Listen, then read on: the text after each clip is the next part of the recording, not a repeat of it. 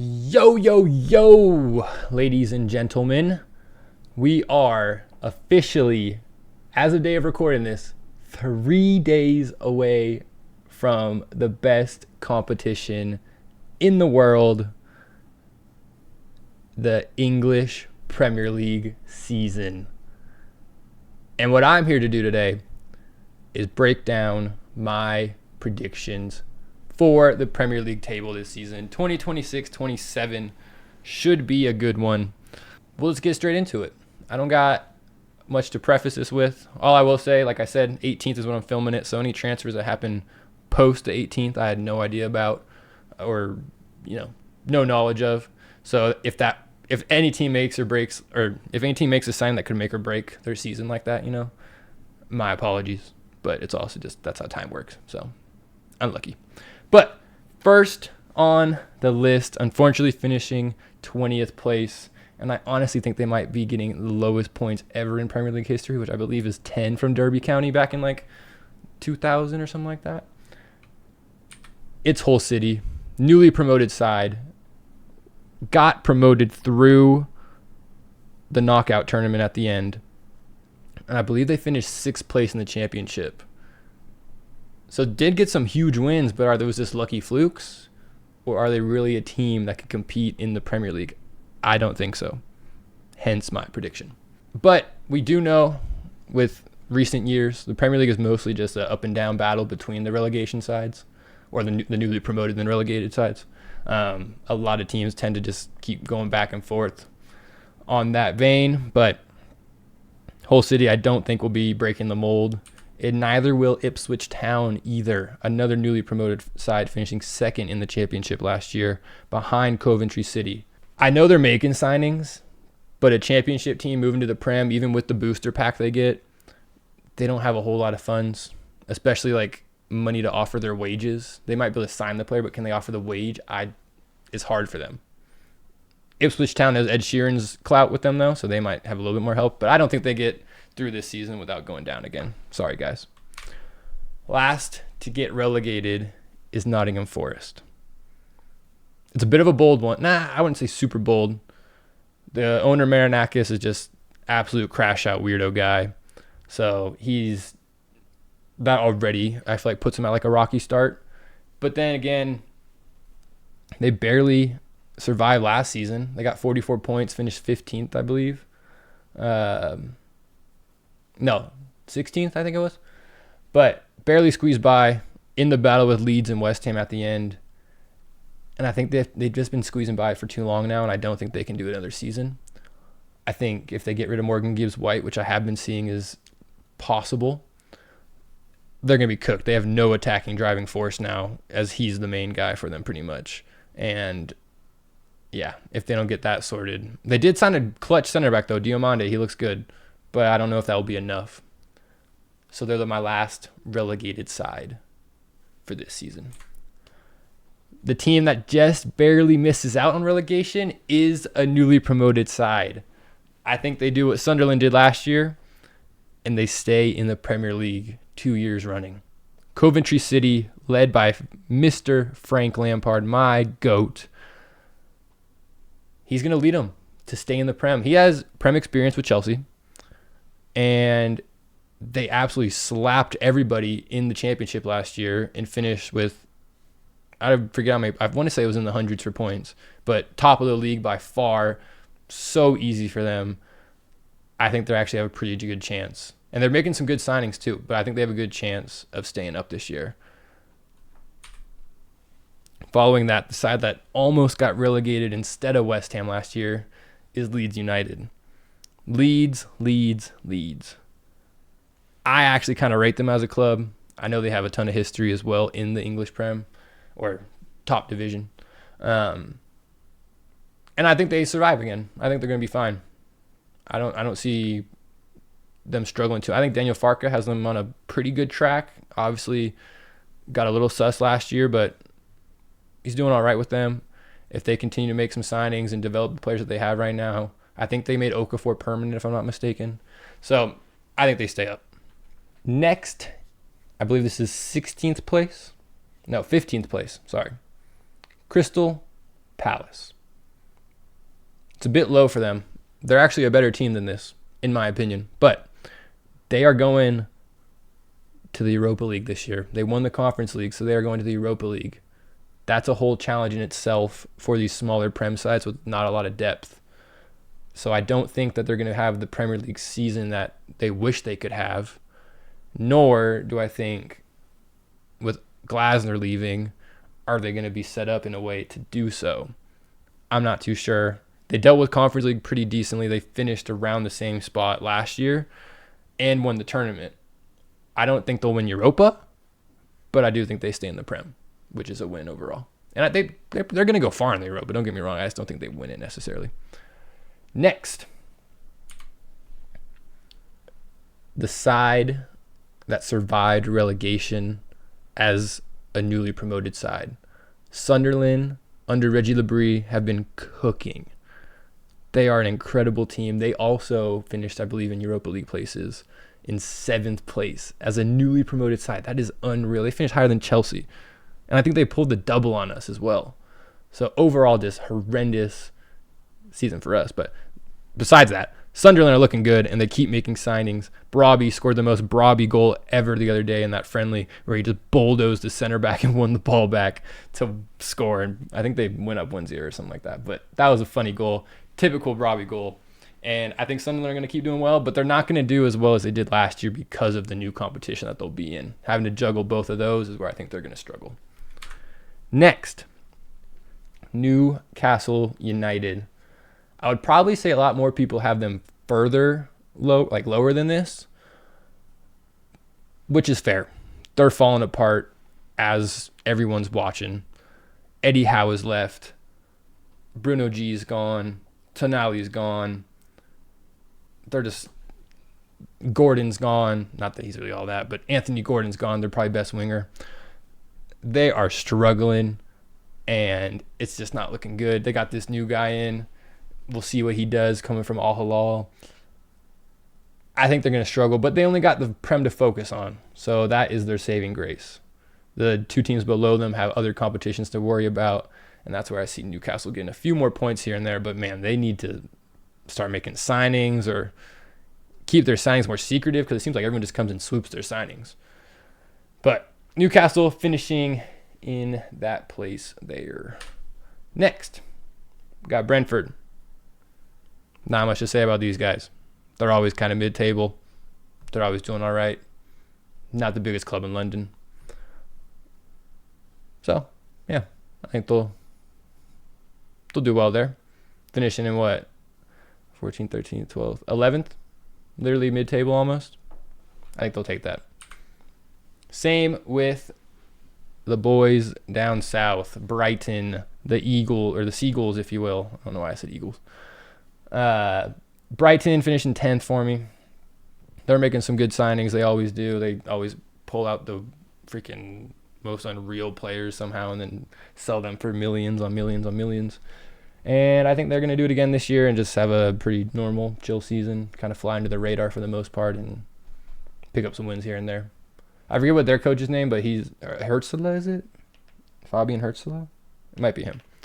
He's cooking. He's a young guy, promising talent. Pretty cool for them. Moving on into the top 9 now, I believe. If my math is wrong, I am sorry, but I promise there's 20 teams here.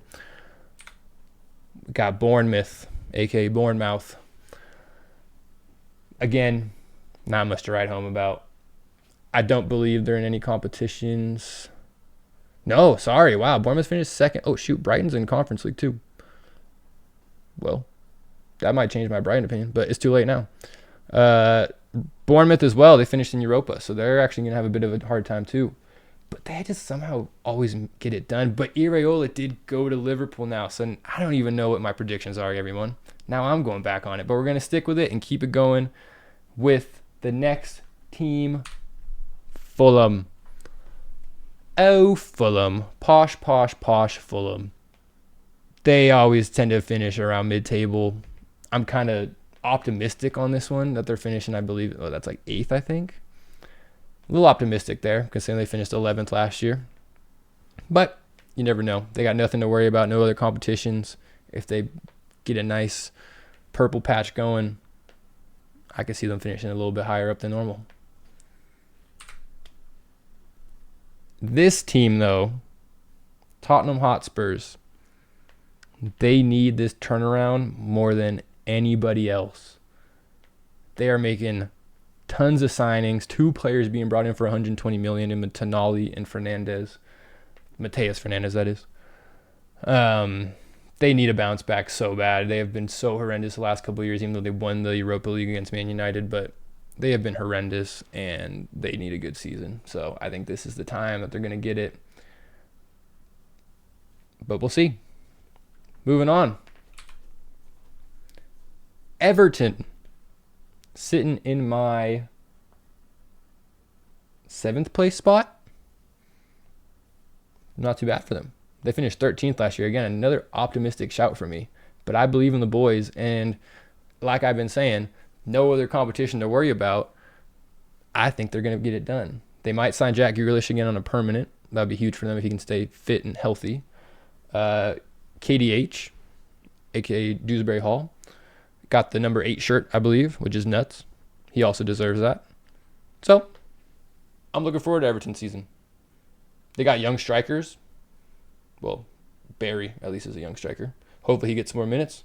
And with that being said, they're finishing there. We're moving on. Next one, Aston Villa. Aston Villa. Dealing with Champions League this year. Unai Emery, unreal coach. They got Zambi coming in, even though he's injured right now, but he'll probably be fit for most of the season. I think just a couple games at the start maybe. But they got a big season ahead, trying to balance Champions League, but then also finishing 6th in the Prem. So we'll see. They finished 4th last year. So I think that's probably pretty accurate. I mean, they signed Garnacho for Pete's sake. Like, what are we doing? I don't know how that dude gets signed at big clubs. It makes no sense. Next, we got Manchester United. Under Michael Carrick still. I think that is deserved, and it is cool to give Carrick his chance, but he's not who Man U needs. They need a top dog leading their team if they want to get back to the Man United that they used to be, because they definitely have dropped off since then. But I got them finishing 5th because they got the Champions League this year. They haven't had it in a while.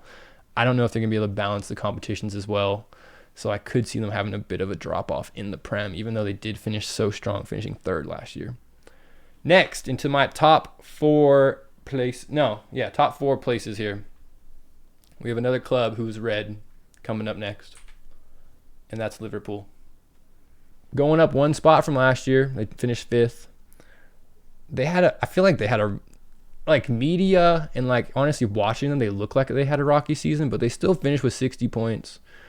12 losses was probably their biggest letdown. I feel like maybe Klopp's era and when Salah was in his prime at his peak, they were tying a lot and obviously winning a lot more, but the ties would help them get up the table a lot. But 12 losses is quite a lot for a team like Liverpool, which I think definitely affected their team last year.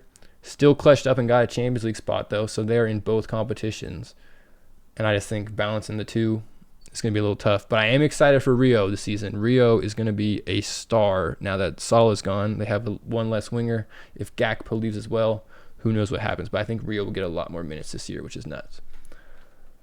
Well, nuts for Liverpool. Personally, I obviously wish he was at Chelsea, but it is what it is.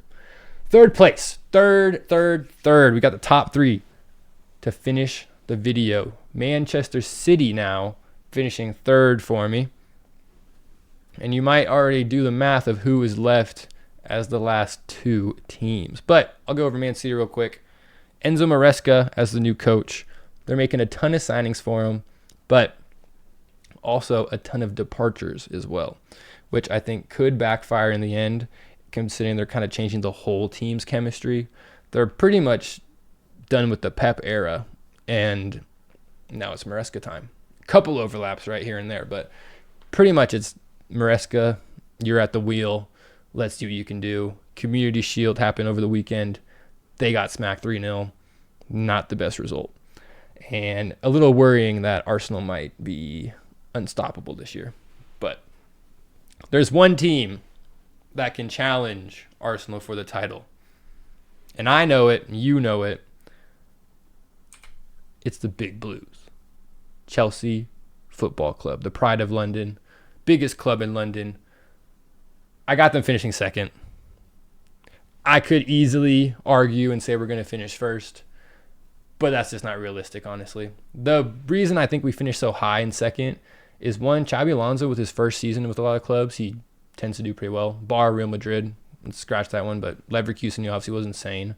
And we have no other competitions to worry about. We literally just have the Prem and the other domestic cups, of course, but mostly our backup squads and B teams will be kind of playing in those until we get to the later stages, right? If we get to the later stages. But nothing else to worry about but the Prem. We have the full week to just practice and dial in, get so locked in for every game on the weekend. I think we have a good chance of competing for that top spot. We're making also a ton of good signings. Morgan Rogers, I think, will be a huge signing for us. Will he fit the system? Will we have to change the system of this like 3-5 or 3-4-2-1 system that Xabi Alonso likes, or if you want to call it a 5-back, whatever it is? Will the 2 10s be able to get enough output for us? I don't know. I'm kind of concerned about that, just because these 2 10s that we have in Rogers and Palmer, like, they're not ones to really get forward that much in terms of like running in behind the defenders, which I think you do need. But Joao Pedro, on fire. He's going to compete with Haaland for Golden Boot, mark my words. And that leaves one team left. I don't even want to say their name. Just kidding, I will. Arsenal, congratulations. I think you guys get it done. Back-to-back would be insane for them after not winning for like who knows how long. It was like 20-plus years or something. If they end up going back-to-back, good for them. I do think they focus a little bit more on the Champions League this year, considering they won the Prem now. Champions League is the one they got to get, especially if they want to be on, the same level as Chelsea. Only team to win all 3 European competitions, whatever. But Arsenal wins the Premier League this year, everybody. Again, fingers crossed it doesn't happen, but if it does, GG's. I just don't want to see them win the same way they did last time. We already saw in the Community Shield Gabriel being the weirdo that he is and acting like he's the one getting injured when he's literally trying to choke out Kustanov and stuff like that. They're literally the worst team in the world. They're like the Arsenal or Argentina of the Premier League, but I don't know. Anyways, guys, let me know what you think of my prediction. Again, we'll come back to this in the future and see how I did. And also let me know in the comments who you guys think will win the Premier League. Will Arsenal go back-to-back? Will Chelsea compete? Will Man City compete? Liverpool, United, Villa, will we see a brand new champion this year? Who knows? With that being said, I will catch you guys in the next one. Happy to be back. Please like, comment, and subscribe. And I'll see you later. Peace.